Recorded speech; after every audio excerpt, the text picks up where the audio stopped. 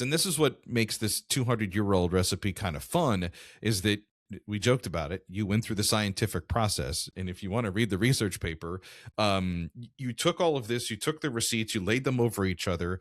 And, through some sort of mad scientist equation, you're like, oh, well, we actually have kind of like quadrants of ingredients that would have fit. So let's go through all of this. Do you know how many batches you created as your test slash sample? Let's see. We made 4 different shrubs. So one that was a lemon base, one that was lime, one that was lemon and green tea, and one that was lemon and black tea.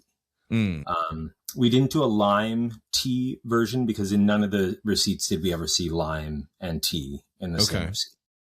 And so we made 4 different shrubs, and then we tried 7 different spirit combinations. So this was again based on the receipts. It was either straight rum or rum and sherry, rum and red wine, rum and brandy, brandy and sherry, or brandy and red wine.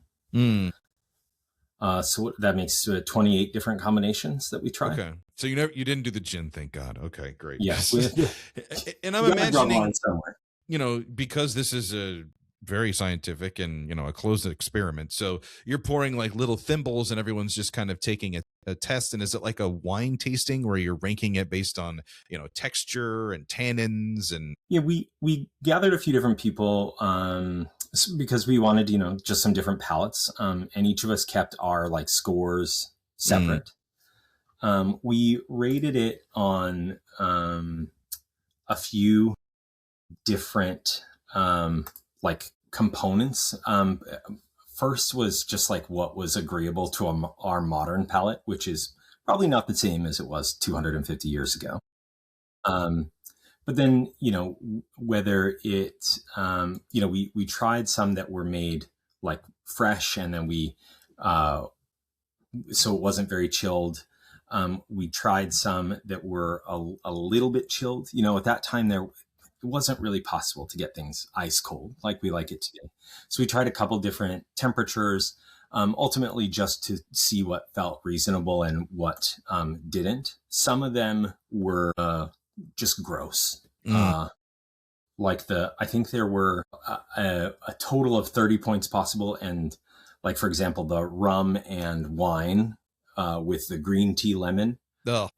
Yeah, doesn't sound good because it's not good. Yeah. But we did it for the sake of science, we sacrificed. For the sake of science.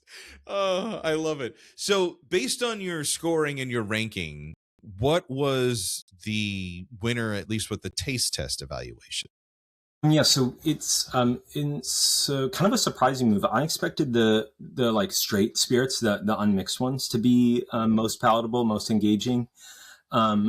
But in fact, all 3 of our top scorers were blends. So brandy and sherry was in 2 of our top 3, and the third was rum and brandy. So we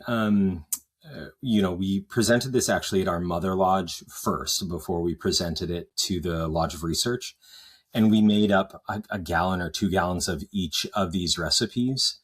And then we cast a vote for the lodge for which one we wanted to claim as our sort of like historic recreation. Okay.